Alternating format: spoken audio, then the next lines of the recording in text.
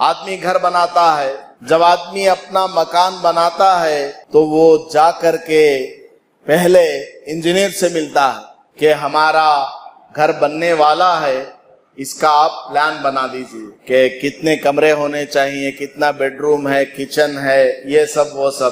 اس کے ساتھ میں انجینئر کے کان میں ایک پھونک دیا جاتا ہے، کیا؟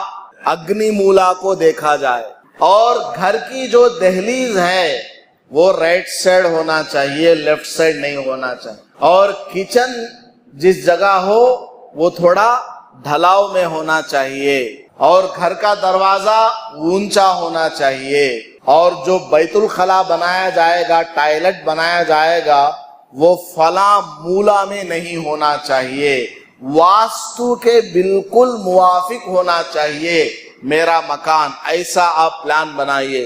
اور وہ کیا تیلگو میں بولتے ہیں، ویدھی پوٹو۔ اب اردو میں اس کا متبادل لفظ میرے پاس نہیں ہے، اس کا ٹرانسپیرنٹ ورڈ اردو میں کیا بولتے ہیں مجھے نہیں معلوم، تیلگو ہی میں وہ بولا جاتا ہے ویدھی پوٹو۔ یہیں سے آپ لوگ سمجھ سکتے ہیں వీధి పోటు వీధి నుంచి మా ఇస్లాంలో వచ్చింది, ఇస్లాం చెప్పింది కాదు। समझ में आ गई बात?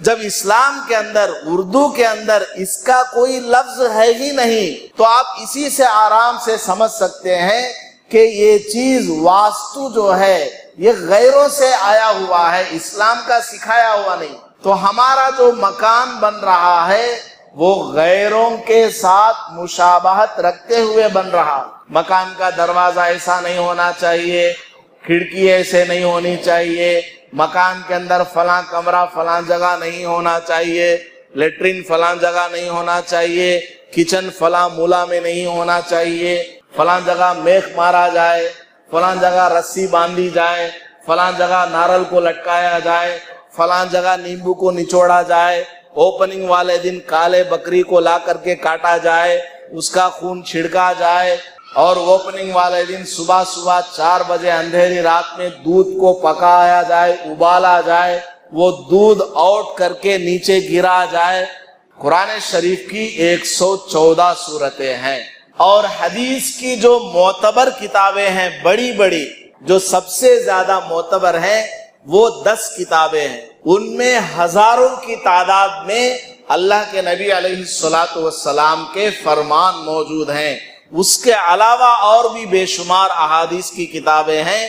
किसी भी एक किताब में, किसी भी एक हदीस में कुरान की 6666 आयत में से किसी भी एक आयत में हमारा ये तौर तरीका मज़कूर नहीं है। तो पता क्या चला, ये गैरों से चल करके हमारे इस्लाम में आया हुआ है। तो घर का जो वास्तु वाला काम हम करते हैं ये गैरों से चल करके हमारे इस्लाम में, हमारे मुसलमानों में आया हुआ है, इस्लाम का सिखाया हुआ नहीं है।